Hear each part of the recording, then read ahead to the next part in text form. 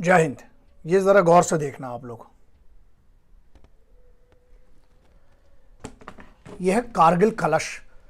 अब आते हैं उस मुद्दे पे। कोई एक बंदा है, पार्टी का है, कांग्रेस का है, शायद पार्षद है ना, उसकी क्लिप आई है। पहली बात तो ये है कि अपन को ये नहीं पता कि वो क्लिप ओरिजिनल है कि नहीं है, लेकिन जो भी बंदा है हरामखोर है, नालायक है, उसने ये कहा है अपनी क्लिप में, ऑडियो क्लिप में, दो हरामखोर, नमक हराम, गद्दार इस देश के बात कर रहे हैं। एक ये कहता है कि लद्दाख के 1000 टुकड़े होंगे। सपना देखना बहुत जरूरी है, लेकिन जब ये बात कर रहे हैं मुझे लग रहा है जाग रहे होंगे। तो जागते हुए ज्यादा सपने मत देखो बे, है ना, क्योंकि फिर टूट जाएगा। दूसरी बात ये कहते हैं कि कारगिल को पाकिस्तान से मिला देंगे। ऐसा है लल्ला, 3500 से ज्यादा आतंकवादी और 3500 से ज्यादा, और उसके अलावा उनकी पूरी की पूरी आर्टिलरी सपोर्ट के साथ उनकी पूरी की पूरी आईएसआई लगी हुई थी, जिसके पीछे, कारगिल के पीछे द्रास सेक्टर। तुमसे अगर पूछ लेंगे ना, तुम लोग जो इतनी बड़ी बड़ी बातें करते हो, बकैती जो करते हैं, एक सबसे बड़ा मैटर यह है कि तुम लोग जो इसको बड़ा मजाक से समझते हो, हिंदुस्तान के टुकड़े होंगे। हाँ, बनी बात है, इस पर राष्ट्रद्रोह सीधे लगाओ, उठाओ इसको। जिनकी यह मानसिकता है हिंदुस्तान के लिए, वो कानून का काम है, कानून को ढंग से पेलना चाहिए इनको। पहली बात तो ये हो गई। दूसरा मैटर ये है,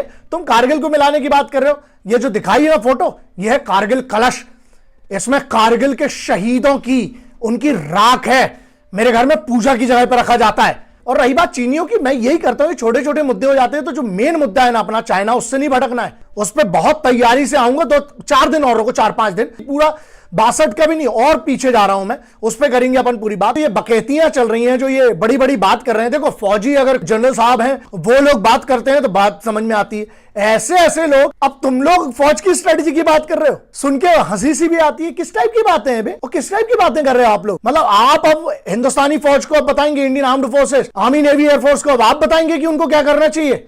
यार, उनको जब वो करेंगी, पहली बात तो आपको पता नहीं चलेगा। जब होगा तो बहुत बड़ा पता चलेगा सबको, पूरी दुनिया को, तो वो कर लेंगी। आपको लगता है शहादतें वेस्ट जाएंगी? मजाक नहीं है साहब। आप तो बाहर वाले हो तो आपको बुरा लग रहा है। जिनके बेटे और भाई और जिनका खुद का, जिनकी कमांड के अंदर का बच्चा गया, जिसका सीओ साहब गया है, या जितने भी जवान गए, मजाक लगता है आपको?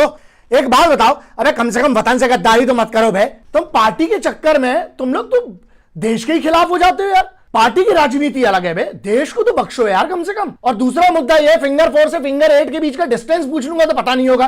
कारू कहां, ये नहीं पता होगा। तो मैं 3 डिप के बारे में पूछ लूंगा, पता नहीं होगा। 15 कोर कहां पर है, वो पता नहीं होगा। फिंगर 4 के पीछे पोस्ट है कि नहीं है, वो तुमको पता नहीं होगा। फिंगर 4 से लेके 8 के बाद कोई चाइनीज पोस्ट है, वो भी नहीं पता होगा तुमको। यार, जो करना है आप लोगों को, आपका धंधा है राजनीति, करिए। फौज को उससे बाहर रखिए अपनी राजनीति से। इंडियन आर्म्ड फोर्सेस को उनका काम बहुत अच्छे से आता है और वो करते आई हैं। चाइनीज आर्मी को डील कर लिया जाएगा, आप लोग उसकी चिंता बिल्कुल मत करो, ठीक है? लेकिन मुद्दा आता है, जो ये देश के अंदर बैठे हुए गद्दार है ना, ये मालूम है कौन लोग हैं? जो बात करते हैं कि लद्दाख के 1000 टुकड़े होंगे। बेवकूफ, तुम कहते हो कि कारगिल को पाकिस्तान से मिला दो। तुमसे बड़े, बहुत बड़े चमन, बहुत बड़े तुम हो, समझ गए ना? बड़ी वाली गाली चुन लो अपने लिए खुद। और सुनो भाई, ऐसा है, तुम लोग मालूम कौन हो? ये इस टाइप के जो भड़ुए बैठे हैं देश के अंदर, गद्दार है साले। और गद्दार मैं ये कहता हूं कि इसलिए गद्दार है क्योंकि ये जो कर रहे हैं सेडिशन एक्ट के अंतर्गत है। ये गलत बात कर रहे हैं मेरे वतन के खिलाफ। वतन को तोड़ने की बात कर रहे हैं, वतन को अंदर से तोड़ने की बात कर रहे हैं। दुश्मनों से तो लड़ लेंगे, अंदर वालों का क्या है?